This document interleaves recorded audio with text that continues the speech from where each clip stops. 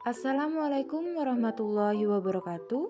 Saya Emilia Putri Wulandari, mahasiswa PPG Prajabatan Gelombang 1 tahun 2023 dari bidang studi IPA. Pada video kali ini akan berisi mengenai kampanye praktik baik, yaitu penerapan scaffolding pada Zone of Proximal Development di SMPN 7 Jember. Berikut adalah kampanye praktik baik dari penerapan scaffolding pada Zone of Proximal Development dalam memenuhi kebutuhan belajar peserta didik kelas 8A di SMPN 7 Jember. Scaffolding adalah suatu pendekatan pembelajaran yang memberikan bantuan kepada peserta didik untuk mencapai tugas-tugas yang berada di zona perkembangan terdekat mereka.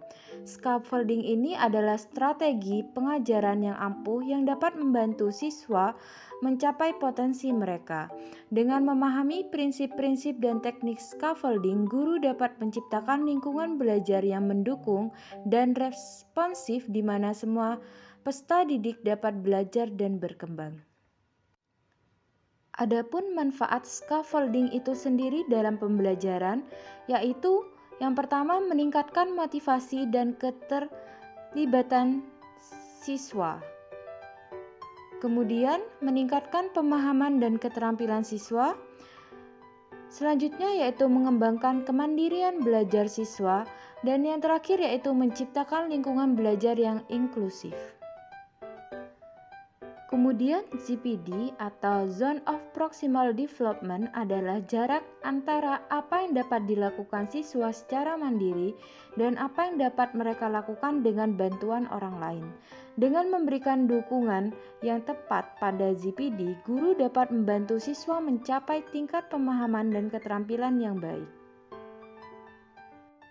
ZPD memeran peran penting dalam berbagai aspek pembelajaran dan perkembangan dari siswa. Berikut beberapa peran utama ZPD. Yang pertama, ZPD membantu guru dan pendidik lainnya menyesuaikan tingkat kesulitan belajar dengan kemampuan siswa.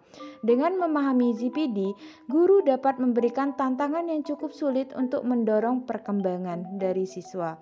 Selanjutnya, ZPD menyediakan kerangka kerja untuk memberikan dukungan yang tepat kepada siswa, di mana dukungan ini bisa berupa petunjuk, pertanyaan, contoh, dan bantuan lainnya yang disesuaikan dengan kebutuhan dari siswa.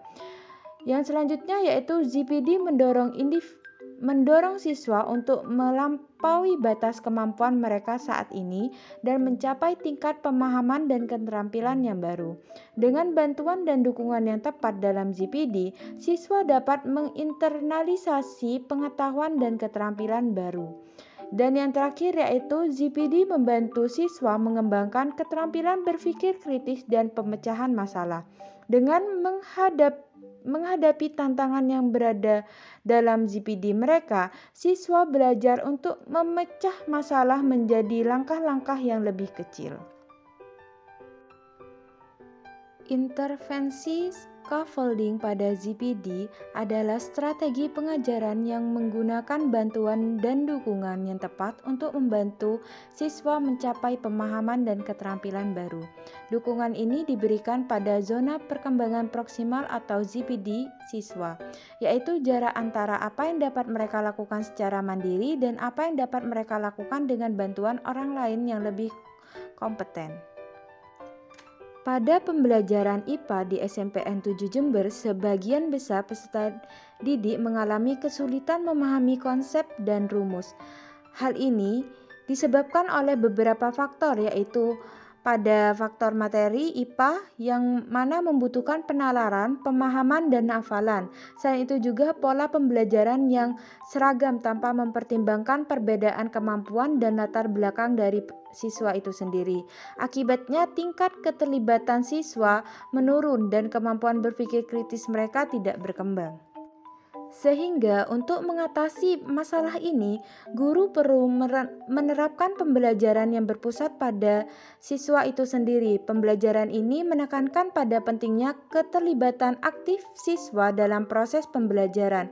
Guru perlu memberikan kesempatan kepada siswa untuk mengemukakan pendapat, memecahkan masalah, dan melakukan eksperimen. Selain itu, guru juga perlu menggunakan metode atau teknik pembelajaran yang sesuai dengan kebutuhan dan kemampuan dari siswa itu sendiri.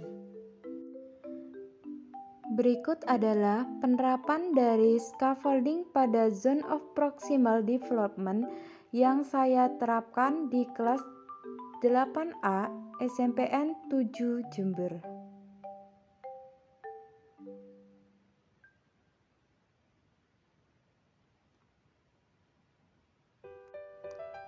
Penerapan pembelajaran dengan menggunakan scaffolding ini diterapkan pada mata pelajaran IPA pada pokok bahasan sistem pencernaan pada manusia dengan menggunakan model pembelajaran problem-based learning.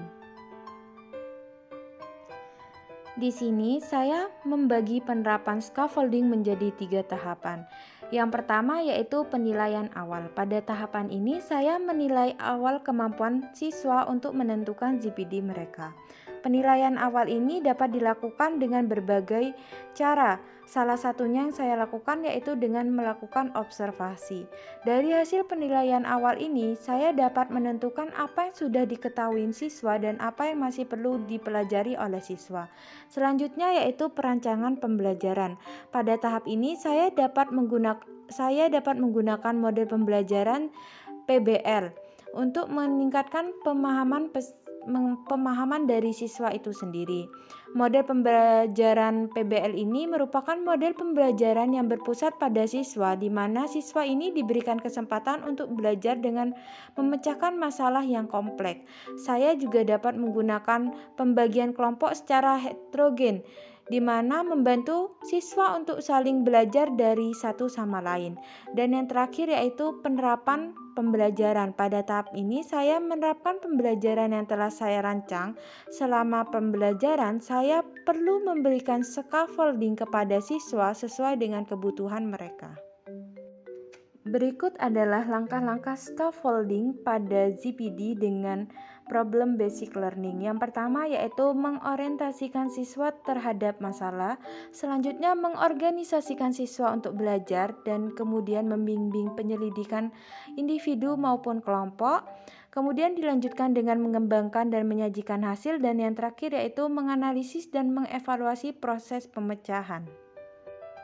Berikut adalah langkah-langkah scaffolding yang saya terapkan di kelas, di mana pada bagian orientasi siswa terhadap masalah, saya memberikan pertanyaan pemantik serta mengarahkan siswa untuk menemukan permasalahan melalui diskusi dan tanya jawab. Di sini saya menampilkan sebuah gambar.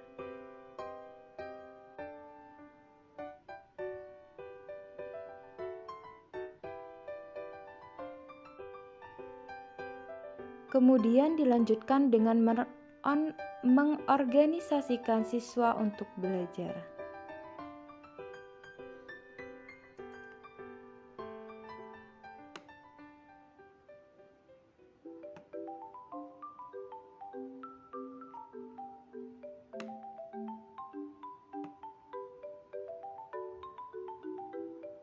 Kemudian dilanjutkan dengan membimbing penyelidikan individu atau kelompok, di mana saya membentuk siswa menjadi beberapa kelompok dalam mengerjakan LKPD mereka.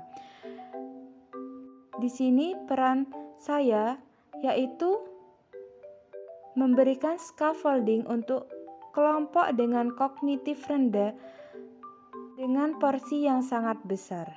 Scaffolding ini berlaku untuk individu maupun kelompok.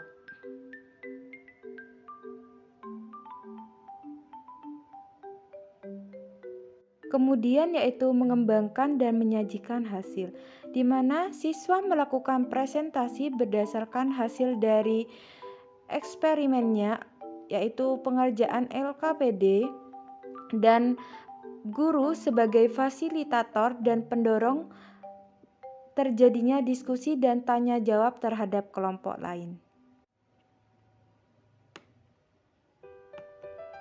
Dan diakhiri dengan menganalisis dan mengevaluasi proses pemecahan masalah.